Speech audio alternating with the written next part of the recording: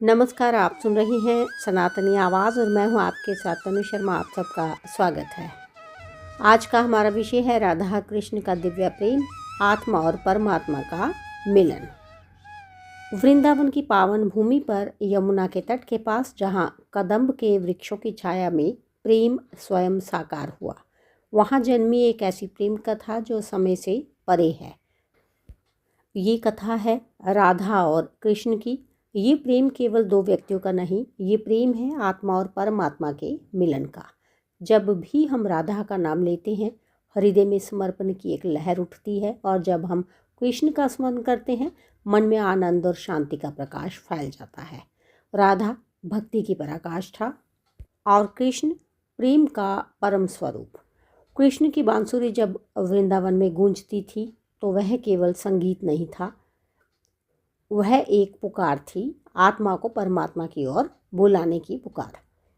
राधा उस पुकार को सुनती थी। वह दौड़ती नहीं थी, वह बहती थी प्रेम की धारा बनकर, क्योंकि सच्चा प्रेम दूरी नहीं देखता, वह केवल मिलन की अनुभूति करता है। राधा और कृष्ण का प्रेम सांसारिक नहीं, उसमें अधिकार नहीं था, उसमें अपेक्षा नहीं थी, वहाँ केवल समर्पण था। राधा ने कभी कृष्ण से कुछ मांगा नहीं, उन्होंने केवल स्वयं को अर्पित किया, और यही सच्ची भक्ति है, जहाँ भक्त और भगवान के बीच कोई भेद ना रहे। कहा जाता है जब राधा का नाम लिया जाता है तो कृष्ण स्वयं मुस्कुरा उठते हैं, क्योंकि राधा के बिना कृष्ण अधूरे हैं, और यही तो रहस्य है इस प्रेम का।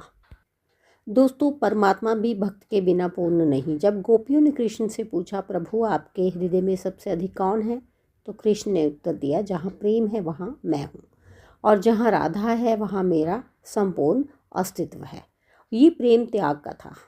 जब समय आया और कृष्ण को मथुरा जाना पड़ा, तब राधा ने उन्हें रोका नहीं, उन्होंने आंसू भी बहाए, पर उन आंसुओं में शिकायत नहीं थी। वह जानती थी प्रेम बांधता नहीं, मुक्त करता है। राधा और कृष्ण का मिलन बाहरी नहीं था, वह भीतर का मिलन था। जब मन पूरी तरह से ईश्वर में लीन हो जाए, जब हर श्वास में केवल उसका नाम हो, वही राधा का भाव है। और जब ईश्वर हर क्षण भक्त के साथ हो, वही कृष्ण का आशीर्वाद है। वृंदावन आज भी साक्षी है उस प्रेम का। यमुना की लहरें आज भी वही कथा गुनगुनाती हैं। हर राधे राधे की ध्वनि में वही ऊर्जा है जो आत्मा को परमात्मा से जोड़ देती है। दोस्तों, राधा का प्रेम हमें सिखाता है कि ईश्वर को पाने के लिए बड़े यज्ञ नहीं, बड़े व्रत नहीं, सिर्फ एक सच्चा निर्मल हृदय चाहिए।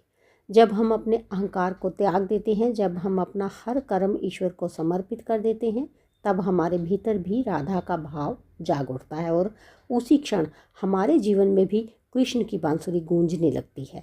ये प्रेम कहानी समाप्त नहीं होती, क्योंकि ये किसी एक युग की नहीं है, ये हर उस हृदय की कहानी है जो ईश्वर को प्रेम करता है। दोस्तों, राधा और कृष्ण हमें याद दिलाते हैं कि सच्चा प्रेम पाने के लिए पहले स्वयं को खोना पड़ता है। जब मैं मिट जाता है, तब केवल तुम रह जाते हो, और वही है मोक्ष, वही है परम शांति। तो आइए अपने हृदय में राधा का समर्पण जगाएं और कृष्ण का प्रेम अनुभव करें।